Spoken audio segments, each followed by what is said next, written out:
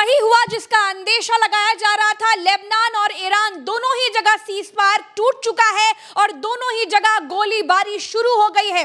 एक तरफ पाकिस्तान में दूसरे दौर की बातचीत की तैयारियां चल रही हैं और दूसरी ही तरफ लेबनान और ईरान दोनों ही जगहों से सीज़फायर खत्म हो गया है और गोलीबारी शुरू हो गई। क्या कुछ चल रहा है, सीधे खबर की अपडेट के साथ भरत जी के पास। प्रज्ञा जी, लेबनान के भीतर सीज़फायर टूट चुका है और इवन यहाँ तक कि एक फ्रांसीसी सैनिक भी मारा गया है। यूएन के दल के ऊपर हमला हुआ है लेबनान के भीतर और लेबनान के जो हिजबुल्लाह है उसने मना किया है कि हमने हमला नहीं किया है। तो क्या इजराइल ने हमला किया है और यूएन पर हमला करने का मतलब क्या है, वीडियो में आगे समझेंगे। भारतीय तेल टैंकरों के ऊपर हमला हुआ है, होर्मुज के भीतर गोलियां ताबड़तोड़ चली हैं। प्रज्ञा जी, भारत ने कड़ा रुख अख्तियार किया है और दूसरी तरफ ट्रंप होर्मुज को उड़ाने की धमकी दे रहे हैं और ईरान ने यह कह दिया है कि अब सीज़फायर समाप्ति की तरफ है और इसीलिए ये गोलाबारी देखने को मिली। सबसे पहले पहली खबर से शुरुआत करेंगे और डीडब्ल्यू के हवाले से खबर प्रज्ञा जी यहाँ पर यह है, इसने उन्होंने कहा है कि शिप्स के ऊपर अटैक हुआ है स्ट्रेट ऑफ होर्मुज में और वो दोबारा से बंद हो गया है। ये आपके सामने खबर है और भारतीय शिप्स के ऊपर भी यहाँ पर हमला हुआ है।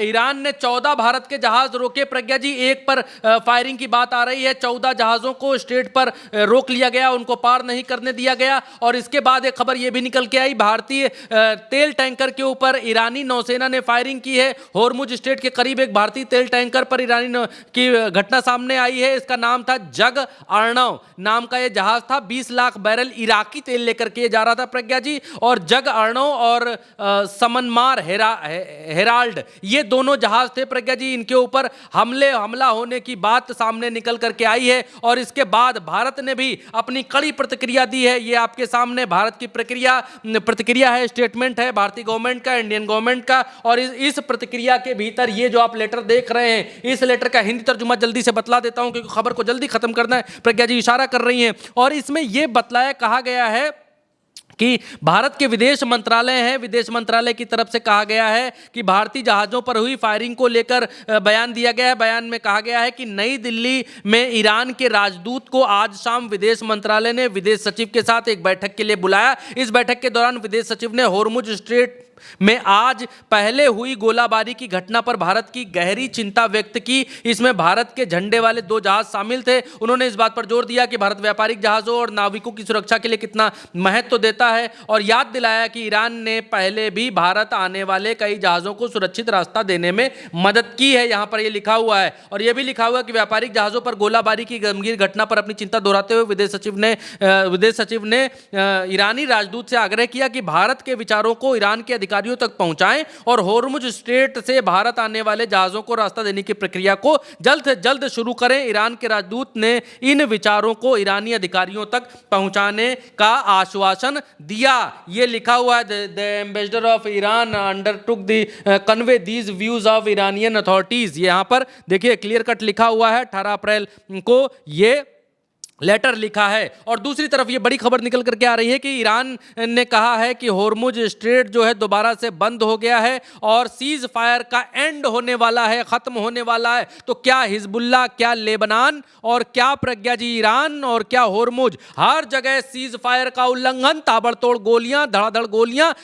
और लेबनान में तो एक फ्रांस के जो सोल्जर हैं उनकी मौत हो गई है। अल जजीरा के हवाले से खबर है, French soldier was killed and 3 other wounded in the attack and UN peacekeepers in Lebanon at the appeared have been carried on Hezbollah French president।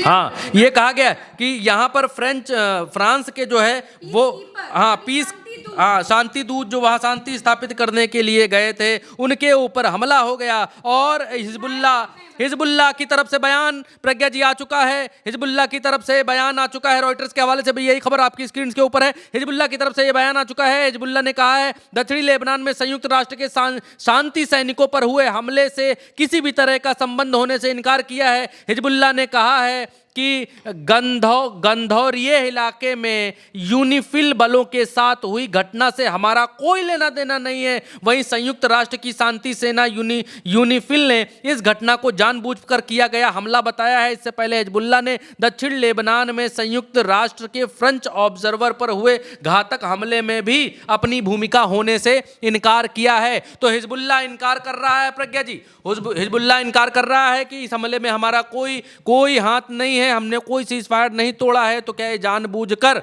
जो पीस मेकर आए हुए हैं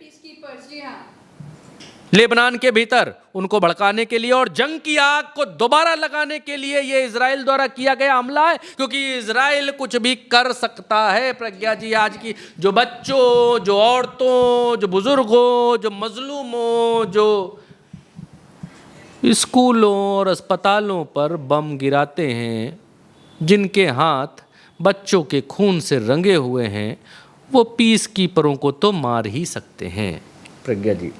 टाइम्स ऑफ इजराइल के हवाले से खबर यहां पर यह भी है, Lebanon PM says French UNIFIL troops attacked order probe, यानी जांच इसकी जारी है। क्या होता है ये आगे क्या निकल करके आता है ये देखने वाली बात होगी। लेकिन युद्ध के इस तरीके के अटैक्स में कौन किसके ऊपर हमला कर रहा है ये निकल करके बड़ा मुश्किल ही है। मीनाब के ऊपर इतना कमर नहीं कसी होती ईरान ने, तो अमेरिका तो मान ही नहीं रहा था। अमेरिका ने कहा था कि टॉम हॉक मिसाइल क्या हम यूज करते हैं, बहुत लोग यूज करते हैं, क्या हम ही मारा। बाद में कहा गलती से मार दिए, पुराना डेटा था, उसी पुराने डेटा पे निशाना लगाया। तो वहां पहले जो है आर्मी का हेडक्वार्टर था, आर्मी का कुछ था, और उसके बाद स्कूल हो गया, तो गलती हो गई, मिस्टेक। 168 बच्चियों को मार दी, बोलो मिस्टेक। अब यहां पर यूएस सेंट्रल कमांड क्या कह रहा है? कह रहा है कि 23 शिप जो हैं उन्होंने लौटा दिए हैं। ये लोग गाड़ा लगा करके बैठे हुए हैं समंदर के भीतर, ईरान से निकलने वाले किसी भी तेल के जहाज को ये जाने नहीं दे रहे हैं। जो भी जहाज जा रहा है उसको रोक ले रहे हैं, लौटा दे रहे हैं। और दूसरी तरफ जैसे को तैसा ईरान भी दे रहा है, अब ईरान भी कर रहा है, और ईरान भी होर्मुज से बिना टोल लिए जहाजों को निकलने नहीं दे रहा है। और जो भी जहाज ईरान के अलावा दूसरे पोर्टों से, यानी दूसरे पोर्टों का मतलब मेरा कहने से यह है कुवैत, बहरीन, कतर, यूएई जो पीले पीले दिखाई दे रहे हैं यहां से, और इराक वाले यहां से इस जगह से तेल भरकर निकल रहे हैं। भारत के जो जहाज थे वो इराक से यहां से तेल भर करके जा रहे थे, यहां आए, और यहां से जब निकल रहे थे इस जगह पर ईरान ने गोलियां चलाई, जिसकी निंदा भारत ने की। और भारत ने यह कहा कि जहाजों पर हमला करना ठीक नहीं है। और दूसरी तरफ अमेरिका जहाजों को रोक रहा है, ईरान से निकलने वाले जहाजों को। इनके लिए भी दुनिया को खड़े होना चाहिए कि अब जानबूझकर अमेरिका समंदर के भीतर लड़ाई पैदा कर रहा है। जब बातचीत हो रही है, बातचीत खत्म हो रही है, जब मसला ये हो रहा है कि ईरान जहाज छोड़ेगा, तो फिर समंदर में ईरान को उंगली करने की आवश्यकता प्रज्ञा जी महसूस नहीं होती है। लेकिन ट्रंप बार बार और लगातार ऐसा कर रहा है प्रज्ञा जी। एक के बाद एक ट्रंप के बयान आ रहे हैं। अभी कुछ देर पहले ट्रंप का एक भड़काऊ बयान आया। ट्रंप ने कहा, अभी तुरंत का बयान है, मैं पढ़ करके सुनाता हूं आपको, हमारे पास अभी गिरा टीम ने भेजा। ट्रंप ने कहा ईरान हमें ब्लैकमेल नहीं कर सकता है। अमेरिकी राष्ट्रपति ट्रंप ने ईरान को लेकर नया बयान दिया है। उन्होंने कहा कि वो फिर से स्ट्रेट ऑफ होर्मुज को बंद करना चाहते थे, जैसा वो सालों से करते आए हैं। वो हमें ब्लैकमेल नहीं कर सकते हैं। उन्होंने कहा कि ईरान के पास ना नौसेना है ना वायुसेना, उनके पास कोई नेतृत्व नहीं है, उनके पास कुछ भी नहीं है, लेकिन फिर भी हम उनसे बात कर रहे हैं। ट्रंप कह रहे हैं हम एहसान कर रहे हैं ईरान से बात करके। ट्रंप ने आरोप लगाया कि ईरान ने बहुत लोगों को मारा है, वो कई सालों से बचते आए हैं, लेकिन अब ऐसा नहीं होगा। फिर से एक धमकी, दिन में धमकी दी कि हम होर्मुज के ऊपर बॉम्ब गिराएंगे अगर इन लोगों ने बात नहीं मानी। शाम तक दोबारा धमकी आ गई और ये कहा कि सालों से ईरान कत्ल करते आ रहे हैं लोग और बचते आ रहे हैं, अब ऐसा नहीं हो पाएगा, अब ये लोग बच नहीं पाएंगे। तो ये युद्ध जो 14 दिन का युद्ध विराम था, हॉल्ट था, दरअसल ये युद्ध विराम नहीं, ये सीज फायर नहीं, हथियारों को इकट्ठा करने का एक टाइम पीरियड है कि दोबारा से हम कितनी मजबूती से लड़ पाएंगे। और दोनों तरफ अमेरिका खाड़ी का जो समंदर है उसमें अरब सागर है, उसके भीतर अपने 11-13 युद्धपोत तैयार करके खड़ा किया हुआ है। ईरान के भीतर चीन से 4 जहाज उतरे हैं, बताया जाता है ट्रांसपोर्टर बंद करके उतरे, और उसके बाद 4 जहाज़ों में मालवाहक जहाज थे, उनके भीतर हथियार हो सकते हैं, रिपोर्ट है। और ये भी है कि चीन की तरफ से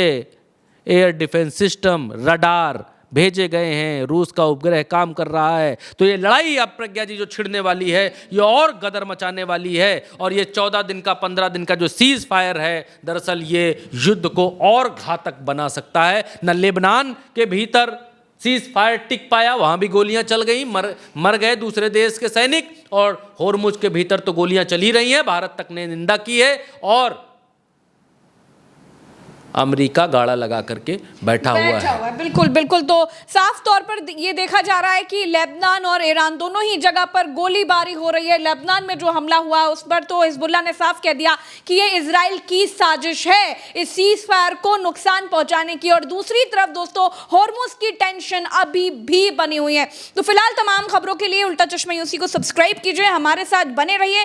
चैनल को आप दूसरों से भी सब्सक्राइब करवाइए, क्योंकि आप हमारी शक्ति है। इस चैनल को जितना आप सब्सक्राइब करेंगे करवाएंगे, हमारी शक्ति और 2 गुनी 3 गुनी 4 गुनी बढ़ती चली जाएगी। तो फिलहाल के लिए इतना ही। नमस्कार, जय हिंद।